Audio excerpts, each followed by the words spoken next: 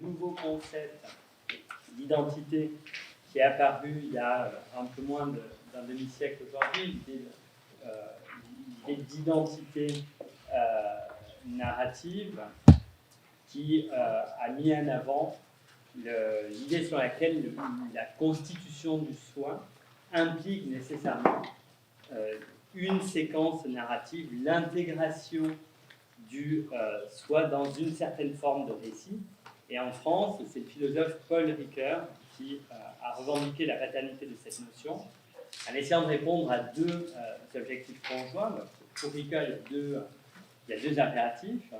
Le premier, c'est essayer de rendre compte de ce qui fait la spécificité d'un type d'identité qui caractérise en propre la personne. Donc, il s'agit de penser l'identité non pas comme la propriété logique qui permet de réidentifier un objet, mais quelque chose qui permet d'analyser l'identité d'un sujet à proprement parler. Donc, il faut étendre le concept d'identité pour aller au-delà de sa caractérisation comme un concept de type logique. Et deuxième élément, le deuxième élément qui était important dans l'analyse de Ricoeur, c'est une réflexion. Il s'agit de fonder cette identité sur la capacité des sujets, la capacité qu'on a chacun d'entre nous en tant que sujet, à intégrer notre existence dans une forme de temporalité qui permet non seulement, vous voyez, d'effectuer la synthèse des différents moments du temps, l'avant, l'après, le maintenant, mais de donner un sens à cette structure temporelle. Donc, il s'agit de donner de l'unité et de la signification à l'expérience que nous faisons nous-mêmes dans le temps. Donc, vous voyez, le concept d'identité narrative a été constitué au carrefour de deux réflexions. Une réflexion sur la notion d'identité et une réflexion sur la temporalité ou la question du temps.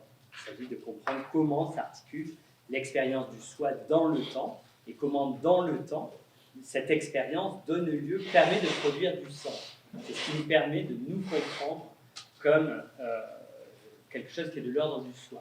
Il y a un soi là où, dirait Ricoeur, on est capable de comprendre quelque chose à nous-mêmes, d'articuler notre existence sous la figure d'un sens, sous la forme d'un sens. Il faut arriver à donner de la signification à l'expérience que nous faisons de nous-mêmes.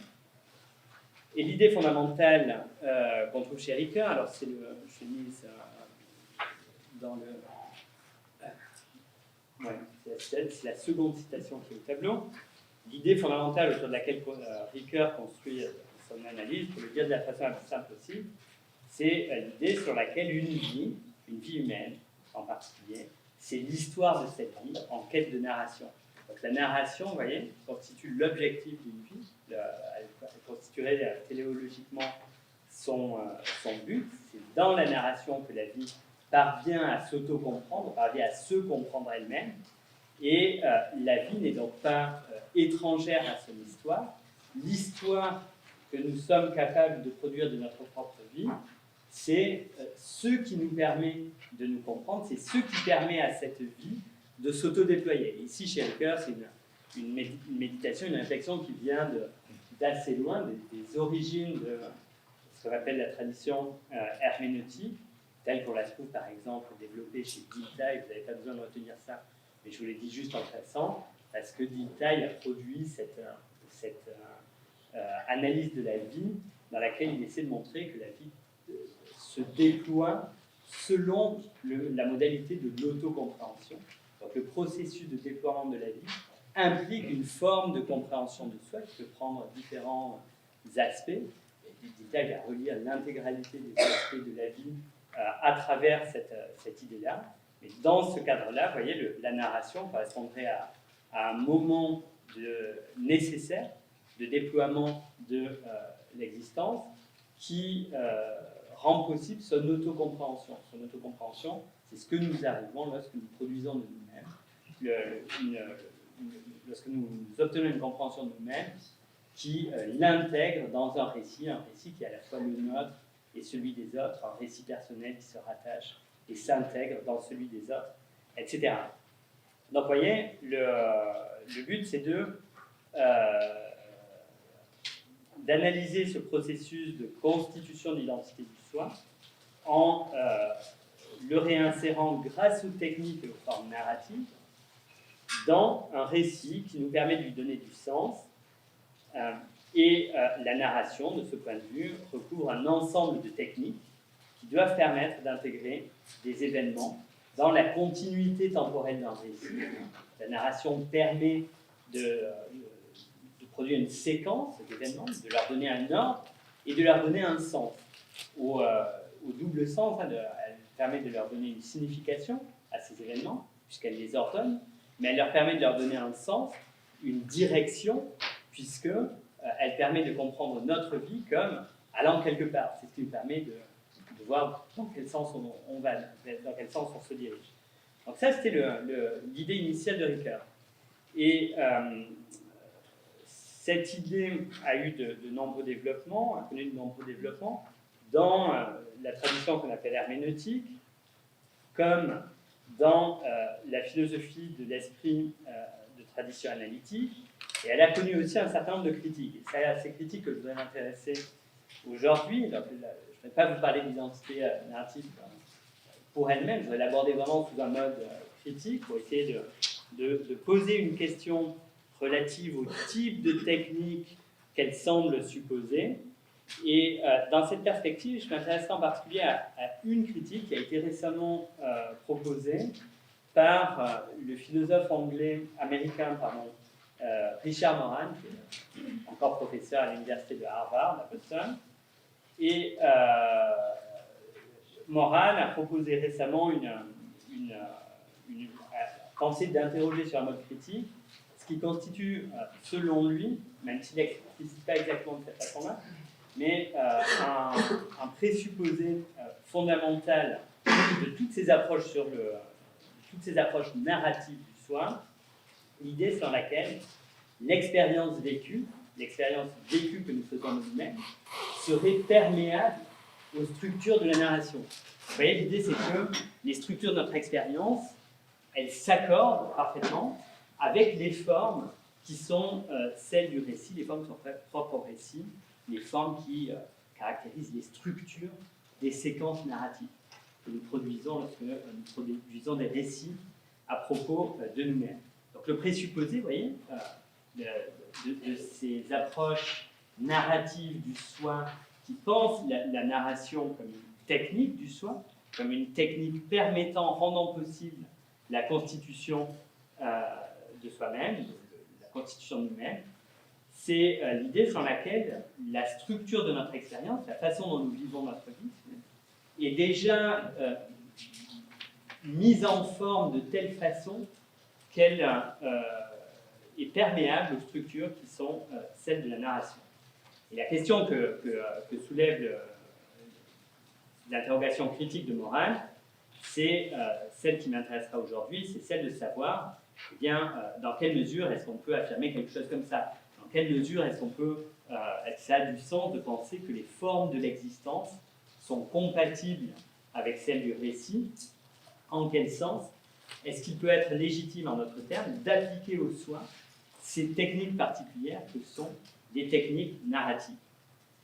Alors, les choses vont se passer de la façon suivante. Je vais m'appuyer sur... je vais analyser la position de Moran, présenter la position critique que Moran adopte, en essayant de reconstituer des débats sur le fond desquels il élabore son argument, en particulier en montrant que la position qu'il construit s'appuie sur un débat qui a, je pense, beaucoup étudié entre Sartre, entre certains textes de Sartre, et la conception de Proust sur la base de laquelle Ricoeur fondait son analyse d'identité narrative. Donc, je vais présenter le contexte de ce débat pour ensuite discuter la critique de Moran en essayant de l'étendre à des textes de Sartre que Moran n'analyse pas du tout et qui me semblent peut-être plus pertinents et plus intéressants que ceux auxquels il s'attache en particulier, à savoir les textes de théorie littéraire, qui ne sont pas des textes qui relèvent de la production philosophique de Sartre, mais qui sont des textes dans lesquels Sartre s'interroge du point de vue de l'auteur, de l'écrivain, sur la façon dont il faut constituer le narrateur pour que le récit puisse faire vivre l'expérience d'un personnage. Vous voyez, j'utiliserai ces textes-là pour discuter de la position de morale, et j'essaie de vous montrer, si j'ai le temps, je n'ai pas encore le temps, dans quelle mesure, pour comprendre Sartre, on a en fait besoin de prolonger son analyse par des analyses qu'on peut trouver chez un autre philosophe américain qui s'appelle Stanley Cavell, que j'avais donné en bibliographie. Mais on verra jusqu'où on peut aller. Les choses sont déjà assez compliquées, donc on va progresser petit à petit. Alors, donc comme je vous le disais, lorsque Ricoeur présente pour la première fois l'idée sur laquelle le rapport de l'homme à sa propre existence fait intervenir de façon essentielle et nécessaire une forme de narration, une forme de récit, qui est toujours impliquée d'une façon ou d'une autre dans la compréhension que nous avons de nous-mêmes. Ricoeur présente cette idée pour la première fois dans les conclusions, dans la toute dernière partie d'un texte qu'il publie en 85, je crois, qui s'intitule Temps et récit, et c'est le dernier tome de Temps et récit. Tout à la fin de son ouvrage, Ricoeur annonce ce nouveau concept de l'identité que Ricoeur nous dit emprunter à Proust. Et l'idée sur laquelle Ricoeur fait fond, c'est l'idée proustienne selon laquelle le sujet se constitue à la fois, je cite Proust, comme lecteur et alors, excusez-moi, je parle dans le mauvais sens, voilà, comme lecteur et scripteur de sa propre vie. L'idée, alors c'est pas exactement la citation que je vous ai mise parce que les textes sur lesquels s'appuie Ricoeur sont un peu flous. Donc ça supposerait une analyse un peu plus complexe, mais je ne veux pas trop rentrer dans les détails parce que je n'aurai pas le temps. Mais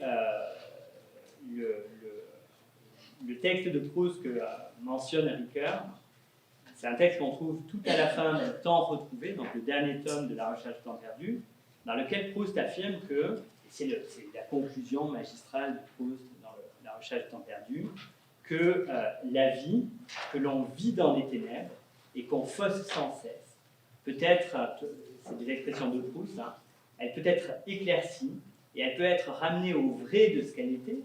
Donc il y a une question de vérité qui entre en jeu ici. Et pour qu'elle soit ramenée au vrai, à la vérité de ce qu'elle était, il faut, nous dit Proust, la réaliser dans un livre. C'est pour ça que Proust a écrit La Recherche du temps perdu. C'est pour devenir à la fois l'auteur et le lecteur de lui-même. Et c'est ce qu'il demande à chacun de faire. Donc dans le passage que je vous ai mis au tableau, il y a cette idée sur laquelle ça va même plus loin chez Proust, parce que chaque lecteur devient lecteur de soi-même. Donc en lisant Proust, vous devenez lecteur de vous-même. Il y a une sorte de généralisation de cette conception chez Proust, et c'est là-dessus que s'appuie Ricoeur. Alors à la même période, en fait c'est même quelques années plus tôt, dans un texte de 81, il y a une conception alternative de l'identité narrative qui se met en place chez un autre auteur américain qui s'appelle Alasdair MacIntyre, d'origine écossaise, dans un texte qui s'appelle After Virtue, après la vertu. Et les réflexions de MacIntyre sont... Ricoeur reconnaît quelques années ensuite qu'il s'est appuyé sur la conception de MacIntyre, qu'il y a des liens entre leurs conceptions. Mais ce qui est intéressant, c'est que chez MacIntyre, il n'y a pas du tout de référence à Proust. En revanche, il y a une référence à Sartre. Et c'est ce qui va nous mettre c'est ce qui nous engage à penser qu'il y a un aspect structurant pour cette question d'identité narrative, d'un débat qui n'a jamais vraiment eu lieu entre Sartre et Proust. Il faut lire entre les lignes pour essayer de reconstituer ce débat-là. Alors le texte que cite MacIntyre, donc les réflexions de MacIntyre s'appuient sur une critique de la conception de la conception des rapports entre la vie et le récit que Sartre met en avant dans un texte qui semble prendre le parti exactement opposé à Proust, à celui de Proust. Donc un texte dans lequel Sartre s'oppose à Proust. Et ce texte, c'est le texte de La Nausée, le fameux roman de Sartre. Alors si vous vous souvenez de La Nausée, c'est un texte qui correspond au moment où Roquentin prend conscience de la distorsion qu'impose à l'expérience vécue le récit qu'on en fait. Et c'est un texte qui constitue une sorte de moment de basculement dans le roman, parce que jusqu'ici, Roquentin, le héros du roman, tente d'écrire une biographie historique d'un personnage qui s'appelle le marquis de Rolbon.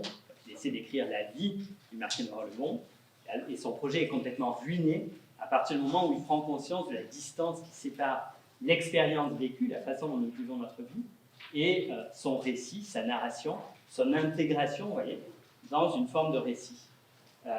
Roquentin est désabusé, il peut tout arrêter après ça. Et donc dans ce texte, Roquentin distingue entre ce qu'il appelle l'ordre des événements, qui appartient au vécu, et l'ordre des aventures. Les événements-aventures, hein, c'est le couple conceptuel qui va apparaître dans le texte que je vous ai mis au tableau. Les aventures qui ne relèvent non plus du vécu en tant que tel, mais de sa description, c'est-à-dire de son inscription dans une forme narrative. Le texte est le suivant. Pour que l'événement le plus banal devienne une aventure, il faut et il suffit qu'on se mette à la raconter. C'est ce qui dupe les gens. Un homme, c'est toujours un conteur d'histoires. Il vit entouré de ses histoires et des histoires d'autrui. On croirait entendre une conception proustienne ou ricoeurienne de l'identité narrative. Il voit tout ce qui lui arrive à travers elle et il cherche à vivre sa vie comme s'il la racontait. Mais il faut choisir, vivre ou raconter. C'est soit l'un, soit l'autre, c'est pas les deux. La vie et le récit s'excluent, elles sont imperméables l'une à l'autre. Il faut choisir, c'est-à-dire on ne peut pas avoir les deux à la fois.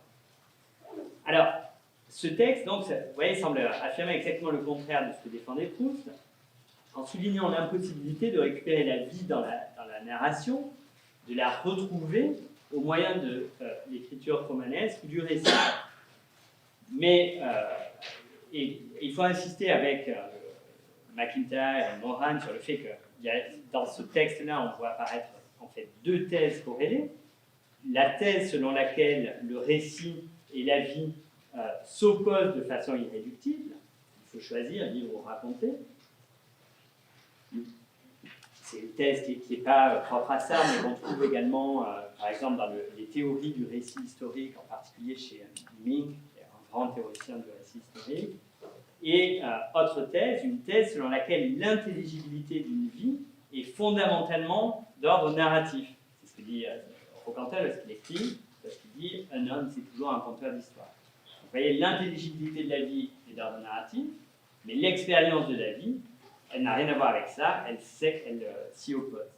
Donc il y a deux questions, vous voyez, qui ne sont pas tout à fait les mêmes. Une question relative à l'intelligibilité de l'expérience vécue, et une question d'ordre herméneutique qui concerne l'interprétation de notre vie.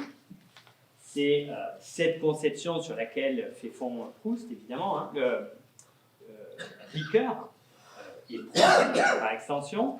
Lorsque Ricoeur écrit dans Soi-même comme un autre, en faisant le récit d'une vie dont je ne suis pas l'auteur, à savoir la mienne, je m'en fais le co-auteur quant au sens, donc l'idée sur laquelle on serait le co-auteur de notre vie, non pas parce que c'est l'auteur de l'expérience que nous faisons, mais parce qu'on est le co-auteur du sens de cette existence. Et puis, deuxième question, une question qui ne porte plus simplement sur l'intelligibilité de la vie, mais plus directement sur l'expérience vécue elle-même et son irréductibilité phénoménologique aux structures du discours ou du récit. La question, dans ce cas, revient à se demander dans quelle mesure les formes de la narration peuvent rendre compte du mouvement propre à l'existence humaine et à l'expérience vivante de soi, sans lui imposer de l'extérieur, vous voyez, un format qui lui serait fondamentalement étranger. Et cette question est une question phénoménologique, parce qu'elle concerne l'expérience, la nature de l'expérience que nous faisons de nous-mêmes, qui déborde le champ du questionnement herméneutique, en pensant le lecteur non plus, vous voyez, comme le lecteur ou le scripteur de lui-même, comme chez Proust, mais en demandant plutôt dans quelle mesure cette conception est compatible avec le fait que, dans ce cas, le narrateur soit aussi le personnage de son propre récit. C'est ça qui devient le problème dans ce cadre-là. Donc, le problème, c'est celui de cette distance entre le narrateur et le personnage.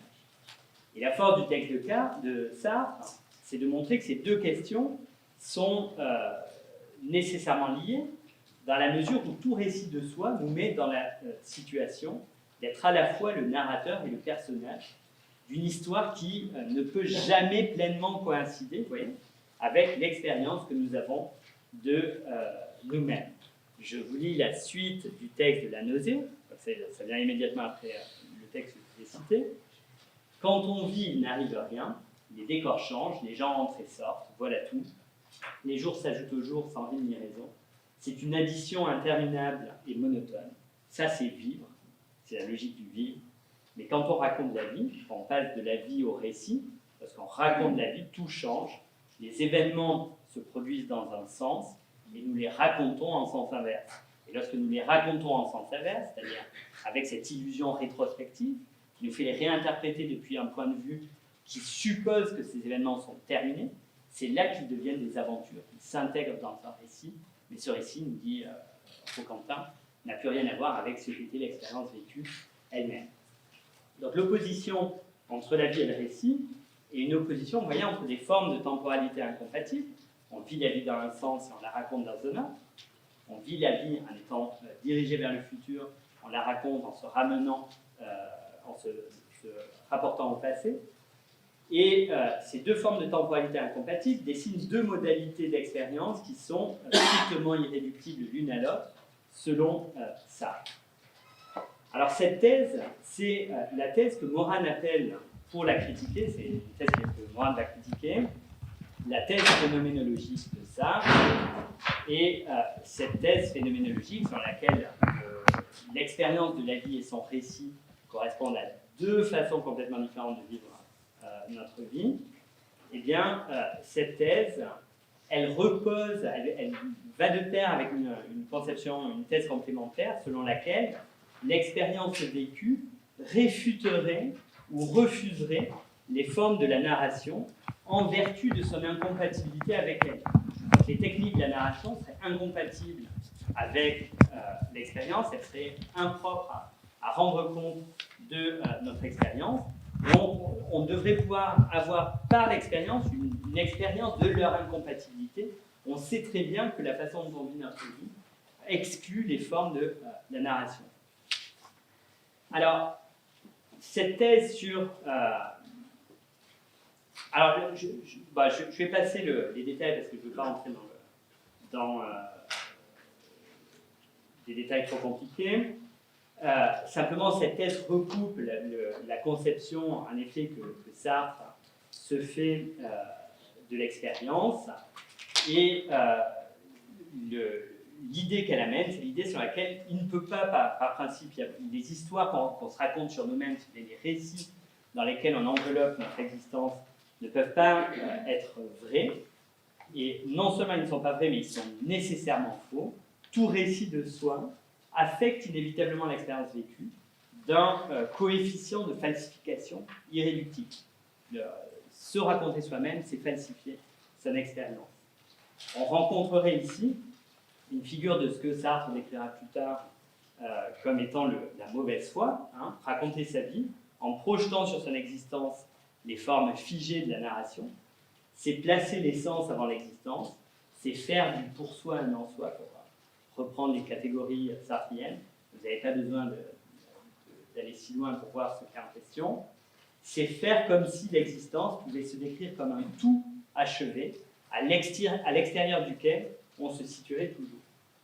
Le moi qui se constitue dans l'élaboration narrative du récit autobiographique et le moi comme sujet de l'expérience ne saurait pas davantage se recouvrir et coïncider l'un avec l'autre que dans la conception de Sartre, l'en soi et le pour soi. Alors, c'est ce que cette thèse, cette conception sur laquelle la façon dont nous vivons notre expérience réfute les techniques narratives, refuse les techniques narratives, c'est précisément ça que Morane va critiquer et rejeter dans son analyse du texte de Sartre, en essayant de faire apparaître et Morane fait apparaître le présupposé problématique sur lequel repose cette conception. Cette conception, comme le montre Morane, elle présuppose que l'expérience vécue nous serait accessible sur un mode qui nous permettrait de vérifier sa compatibilité avec les structures du discours ou avec les formes de la narration. Vous voyez, elle présuppose qu'on aurait une expérience nous permettant d'invalider la pertinence et la légitimité des formes de la narration. La vie telle qu'elle est vécue devrait permettre d'évaluer l'applicabilité du récit à l'expérience vécue. Alors à partir de là, sur ce fondement, en ayant identifié ce présupposé, la critique de Morin va consister à montrer que cette thèse phénoménologique sur l'irréductibilité de l'expérience vécue entre en contradiction avec l'idée que défend également Sartre, selon laquelle la narration est ce au moyen de quoi nous rendons nos vies intelligibles. Ce qui est contradictoire, selon Morin, c'est l'idée que le vécu pourrait être indescriptible par essence, parce qu'il refuserait les formes de la narration, de telle sorte qu'aucune description ne pourrait en rendre compte sans la falsifier. Le récit biographique que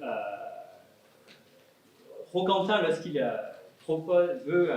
s'efforce de proposer un récit biographique, est confronté à un dilemme insupportable et insurmontable. Soit il peut écrire quelque chose de sensé ou d'intelligible, mais qui déformerait la vie du marquis de Rollebon, qui lui imposerait une forme qui ne lui convient pas. Soit il pourrait rendre compte de la vie du marquis de Rollebon à partir des événements qui constituent la trame de son expérience vécue, mais dans ce cas-là, il renonce à raconter cette vie comme une série d'aventures, il renonce à la rendre intelligible. C'est soit l'intelligibilité narrative, soit l'expérience vécue, mais pas les deux. Il faut choisir. Alors, on va dire le problème que pose cette alternative, c'est qu'il y a quelque chose qui semble contradictoire, effectivement, parce que soutenir que le récit ne peut jamais s'appliquer à la vie sans la falsifier, c'est présupposer que cette application demeure en principe possible, quoique sur un mode falsificateur. Dire qu'elle la falsifie, ça veut dire qu'elle peut malgré tout s'y appliquer, mais elle s'y applique sur un mode déficient. Si Sartre soutient que la narration déforme, reconfigure l'expérience, il n'a plus les moyens d'affirmer que le récit est en soi étranger aux formes de l'expérience vécue. Voyons, on ne peut pas affirmer les deux en même temps. Il est impossible de soutenir à la fois que le récit déforme l'expérience vécue. Déformer l'expérience vécue, c'est encore une façon de la décrire, une façon d'y appliquer les structures du récit, et dire en même temps que le récit ne peut pas s'y appliquer. Si les formes et les structures narratives ne pouvaient pas s'appliquer au vécu, elles ne pourraient pas le falsifier non plus. Au contraire, Roquentin demande paradoxalement à l'expérience vécue, au moment même où il en déclare l'irréductibilité phénoménologique, donc au moment même où il la déclare irréductible, il lui demande de fournir un critère d'évaluation de la compatibilité entre la narration et le vécu, ce qui revient à présupposer la possibilité même de ce qu'il prétend récuser. Donc il y a une contradiction dans les termes ici, que Morin voit bien, et qu'il va développer en s'appuyant sur Wittgenstein. Alors j'avais prévu de vous parler de Wittgenstein, mais je vais sauter ça pour aller plus vite. Donc, l'erreur caractéristique de la thèse phénoménologique de Sartre, selon Morin, et cette thèse qui sous-tend aussi bien les critiques de l'identité narrative que leur affirmation, c'est de s'interdire de penser le rapport entre le vécu et le récit autrement que sous la forme d'une application plus ou moins fidèle de l'un à l'autre. Dans tous les cas, à chaque fois, on pense ce rapport entre la vie et le récit sous la forme d'une application. Donc, on fait du récit simplement une technique à appliquer ou non à la vie. Et c'est ce qui ne va pas. Alors, c'est exemplairement le cas chez Ricoeur. On trouve cette conception chez Ricoeur, qui parle d'une application de la fiction à la vie. Et de ce point de vue, les positions de MacIntyre et de Roquentin constituent deux façons différentes de répondre à une question mal posée, celle de savoir si les formes du récit peuvent ou non s'appliquer fidèlement au vécu.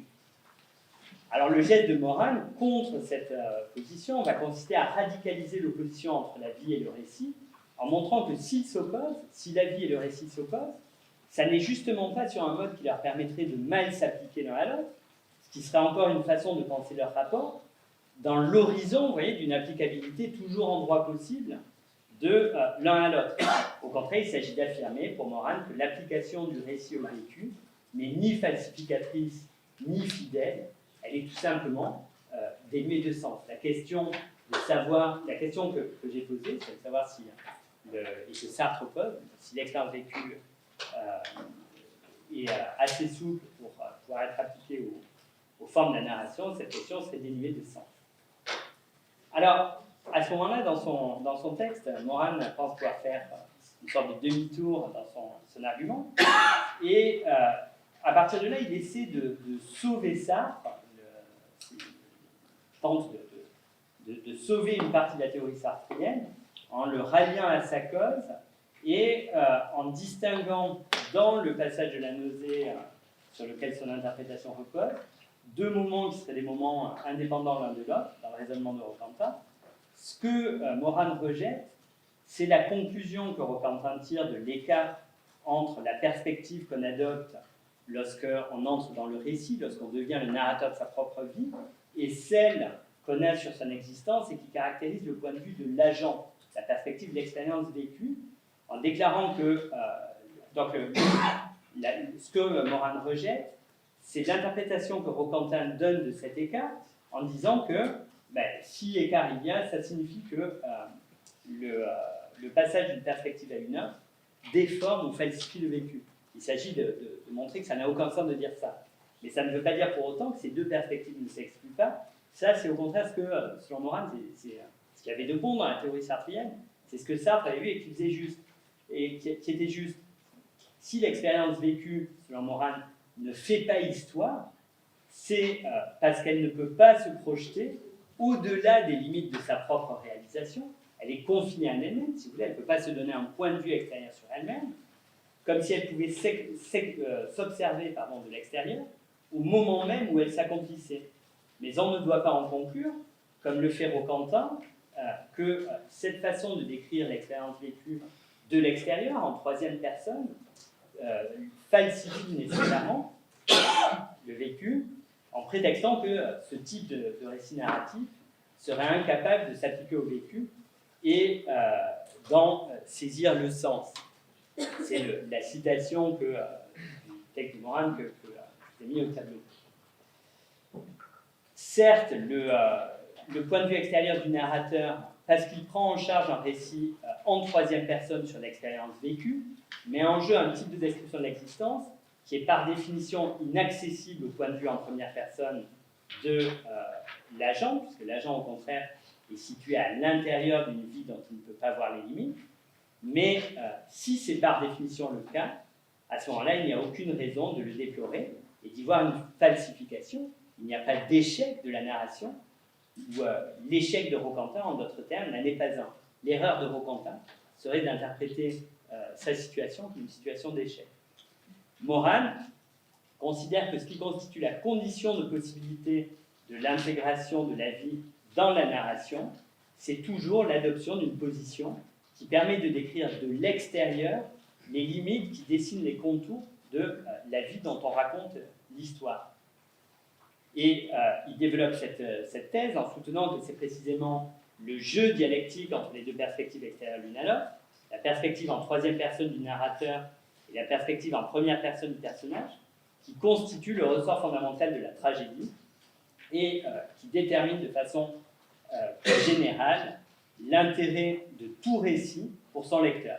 Alors il prend l'exemple de Ducroix en insistant sur le fait que la tension dramatique, ce qui est intéressant dans la tension dramatique de l'œuvre, c'est qu'elle repose toujours sur l'écart entre un récit qui décrit l'histoire d'Oedipe depuis un point de vue surplombant, qui est extérieur et étranger à celui d'Oedipe, et c'est celui de l'oracle, et puis une perspective intrinsèquement limitée, celle de l'acteur, celle qui le rend aveugle à la signification de sa propre existence. Et c'est ça qui constitue le moteur du tragique. Ce qui est tragique, c'est cet écart insurmontable entre la perspective du narrateur et celle de son personnage. Et selon Morane, cette thèse, vous voyez, qui consacre l'irréductibilité des perspectives, de l'écart entre les perspectives impliquées dans la narration d'une histoire, c'était ça qui constituait l'idée fondamentale et l'idée juste sur laquelle se fonde la thèse sartrienne de l'imperméabilité de l'expérience vécue à sa récupération narrative. Donc, Moran essaie de distinguer ces deux thèses pour sauver ça. Et alors, pour discuter cette thèse, comme je vous l'ai annoncé, je voudrais essayer de l'analyser à la lumière des indications que donne Sartre dans un contexte qui est différent, mais qui est complémentaire de ce texte. C'est donc un texte dans lequel Sartre s'interroge sur le mode de fonctionnement de la narration et le rôle du narrateur du point de vue de la création littéraire. La question, c'est de savoir comment est-ce que la narration doit prendre en charge, comment est-ce que la narration doit être prise en charge par le narrateur, pour que le texte littéraire fonctionne. Donc, Sartre déplace son point de vue, il ne se situe plus du point de vue de son personnage, de celui qui vit l'action, puisque c'était Roquentin qui parlait, jusqu'ici, mais il se situe du point de vue de l'auteur. Et ici, la narration est d'emblée, dans cette perspective, considérée comme une technique, non pas en tant qu'elle peut ou non s'appliquer à l'expérience vécue dans le cadre du récit de soi, mais en tant qu'elle doit permettre la création ou la recréation d'un soi, celle du personnage, auquel l'auteur de roman essaie de donner vie. C'est sous cet angle que Sartre interroge maintenant la narration comme technique. Et alors, ce texte, c'est le texte dans lequel Sartre met en avant cet aspect-là. C'est le texte que Sartre consacre en 1939 à Mauriac en proposant une critique du roman de Mauriac, La fin de la nuit. Et Sartre, c'est un texte qui est fascinant parce qu'il est extrêmement méchant, extrêmement violent à l'encontre de Mauriac. Sartre explique que Mauriac n'est pas capable ne sait pas écrire un roman. Pourquoi ? Parce qu'il est incapable de rendre compte dans son roman de l'expérience de la liberté de ses personnages. Et donc dans sa critique, Sartre va essayer de montrer ce que Mauriac manque. Mauriac échoue à donner vie à ses personnages. Pourquoi ? Parce qu'il échoue à décrire leurs actions d'une façon qui puisse permettre au lecteur d'y reconnaître l'épaisseur d'une existence qui serait comparable à la sienne. Vous voyez, d'y reconnaître l'expérience d'une forme de liberté qui recrée l'illusion d'un soi, l'illusion d'un personnage. Ce texte, qui paraît au même moment que La nausée, et le problème qu'il met en scène, c'est très exactement le même problème que celui de Roquentin, mais pris cette fois-ci dans le cadre d'une théorie du roman, et donc du point de vue de l'auteur, vous voyez, plutôt que de celui du personnage. La question, c'est la question inverse de celle analysée par Moran. Il s'agit de se demander comment créer artificiellement, au moyen de la narration, un soi. Et Sartre va montrer que c'est possible à une condition. C'est possible à la condition que la narration, que le récit se fasse oublier en tant que récit. C'est possible dans la mesure où le lecteur qui lit le roman n'a pas l'impression de lire un roman, mais a accès directement au monde que le roman lui dépeint et à l'expérience de la liberté que font les personnages à l'intérieur de ce monde. C'est à cette condition, à la condition que la narration doit s'absorber, s'effacer, vous voyez, à l'intérieur du processus qu'elle met en œuvre, c'est à cette seule condition que la narration peut donner lieu à quelque chose comme l'expérience d'un soi. Donc Sartre, il y a bien un autre endroit, si vous voulez, dans l'œuvre de Sartre, dans laquelle Sartre thématise l'idée sur laquelle la narration est une technique qui peut rendre compte de l'expérience d'un soi, mais ça suppose qu'on se place non plus du point de vue du personnage, mais du point de vue de l'auteur. Alors l'analyse de Sartre est très intéressante parce que Sartre soutient paradoxalement que la possibilité de ce réalisme repose de façon essentielle sur l'application d'une règle fondamentale de l'écriture romanesque que Mauriac ne respecte jamais. Donc il reproche en permanence à Mauriac de violer cette règle. Il s'agit de faire un usage des pronoms de la première et de la troisième personne qui soit tel qu'on respecte l'étanchéité des perspectives qu'il recouvre.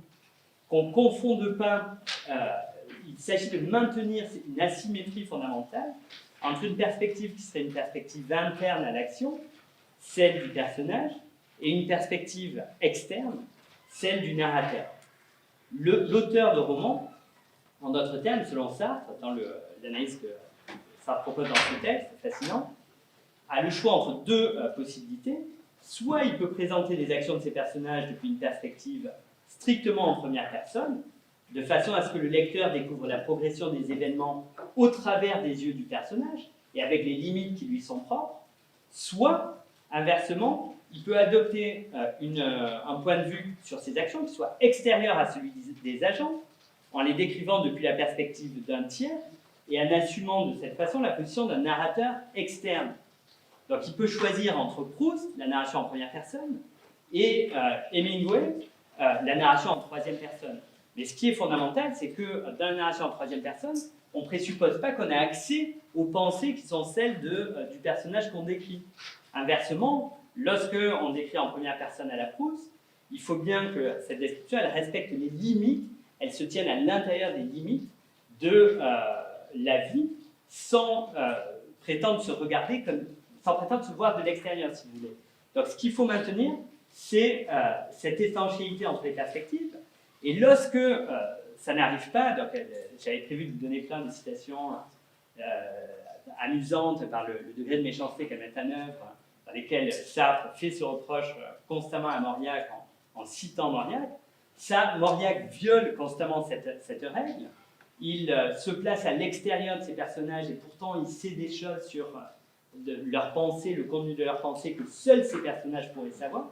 Et lorsque Mauriac fait ça, nous dit ça, mais à ce moment-là, on voit la narration comme narration, on voit, au lieu d'être plongé dans le roman, on sort du roman, on voit qu'on a affaire qu'à un roman, qu'à une histoire, à un récit, qui n'est pas propre à rendre compte de l'expérience vécue. Donc vous voyez, il y a cette théorie fascinante qui reprend la distinction de Morane, mais en l'approfondissant, puisque Sartre maintient bien cette étanchéité entre les deux perspectives. Morane a raison de souligner que c'est un point important chez Sartre, au point d'en faire un critère fondamental de l'écriture du roman, mais ça ne veut pas dire que les techniques de la narration ne puissent pas s'appliquer à l'expérience vécue. Au contraire, elles peuvent s'y appliquer, mais elles peuvent s'y appliquer à condition de se supprimer elles-mêmes, d'effacer leurs traces, lorsque le narrateur se comporte comme Mauriac, c'est-à-dire comme un narrateur omniscient qui est à la fois à l'intérieur et à l'extérieur de ses personnages. À ce moment-là, la narration apparaît pour elle-même et on voit qu'on n'a affaire qu'à un roman, qu'à une histoire. On n'est plus convaincu. La crédibilité du narrateur est entachée parce que on voit bien que ce narrateur est un narrateur impossible. Il n'est pas situé à l'intérieur de son histoire. Il est au dehors. Donc, ce qui nous raconte de l'expérience des personnages ne tient plus. Il ne peut pas rendre compte de l'expérience qu'ils font de leur liberté et de l'expérience qu'ils font d'eux-mêmes. Mais ça suppose que Sartre conçoive dans sa théorie littéraire une façon d'appliquer les techniques de la narration à l'expérience de soi qui puisse en rendre compte au point de donner l'illusion de l'existence d'un soi. Est-ce que j'ai encore 5 minutes pour aller plus loin ou est-ce que je m'arrête ici ? Disons 2-3 minutes. Alors, donc, ce que je voulais faire, c'était, ce que j'avais prévu de faire, c'était d'étendre ces considérations par une critique de la position de Morane, parce que ce que fait apparaître ce texte de Sartre, c'est que ça c'est possible, les techniques de la narration peuvent s'appliquer, voyez, à l'expérience vécue, elles peuvent en rendre compte, mais à une seule condition, c'est qu'on supprime quelque chose du tableau, c'est la perspective qui est celle de Mauriac, c'est-à-dire la perspective du narrateur omniscient, celui qui est à la fois dedans et dehors, qui vit sa vie tout en se regardant de l'extérieur, qui prétend se décrire tout en ayant accès de l'intérieur, qui prétend se décrire, vous voyez, comme si il voyait la vie dans son ensemble, tout en ayant accès à l'expérience qu'il est en train de nous raconter. C'est ça que la critique de Sartre fait apparaître. Et je voulais compléter l'analyse de Sartre par l'analyse géniale que fait Stanley Cavell de la question de l'autobiographie et de la question de la narration, dans un texte dans lequel Cavell analyse le texte de la pièce de théâtre Le Roi Lear, King Lear, de Shakespeare. Et en analysant ce texte, Cavell montre qu'il y a deux types possibles de narration. Il y a une narration qui est la narration omnisciente à la Mauriac, mais c'est une narration qui est problématique parce que c'est une sorte de narration qui parle depuis le point de vue de nulle part. C'est une narration qui n'est pas localisée, vous voyez, qui n'a pas lieu qui n'a pas d'espace, qui ne peut pas se situer dans l'espace du récit qu'elle crée. Elle lui est fondamentalement extérieure, et cette position du narrateur est une position qui est problématique. Par opposition, ce que Cavell met en avant, avec son analyse du Roi Lear, c'est l'existence de notre type de narration, celle qui est effectuée par Edgar dans Le Roi Lear. Je ne sais pas si vous avez lu Le Roi Lear, mais je vais m'arrêter. C'est le moment où Edgar entre sur la scène pour raconter ce qui se passe. Et ce que Cavell montre très bien, c'est que cette narration est une narration très intéressante qui ne peut pas être analysée comme la production d'un narrateur omniscient, parce que Edgar raconte l'histoire tout en y participant, tout en étant un acteur. Et dans la mesure où il participe à l'action, cette narration, si vous voulez, elle a une fonction pour lui. Elle permet pour lui de faire avancer l'histoire dans un sens qui ne lui est pas insensible, dans un sens qui l'arrange en particulier. Donc cette narration est par essence suspecte. Ce que Cavell met en avant, c'est que toute narration qui est effectuée par quelqu'un qui est un acteur à l'intérieur du récit qu'il raconte est nécessairement suspecte, elle est nécessairement problématique. Pourquoi ? Parce qu'elle implique l'intérêt du narrateur à l'intérieur de l'histoire qu'il raconte.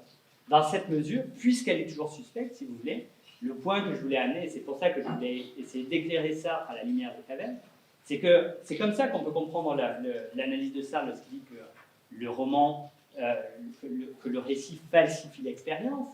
Ça veut simplement dire que le récit rend toujours le récit en première personne est toujours suspect de notre propre point de vue. Il ne peut pas être effectué, on ne peut pas le performer sans savoir très bien qu'on a un intérêt dans le type de récit qu'on raconte, donc sans avoir cette suspicion à son égard. Voilà, je vais m'arrêter ici, j'espère que ce que j'ai dit est suffisamment clair pour que ça vous permette de voir à peu près les enjeux de la présentation que je voulais faire. Je vous remercie pour votre attention.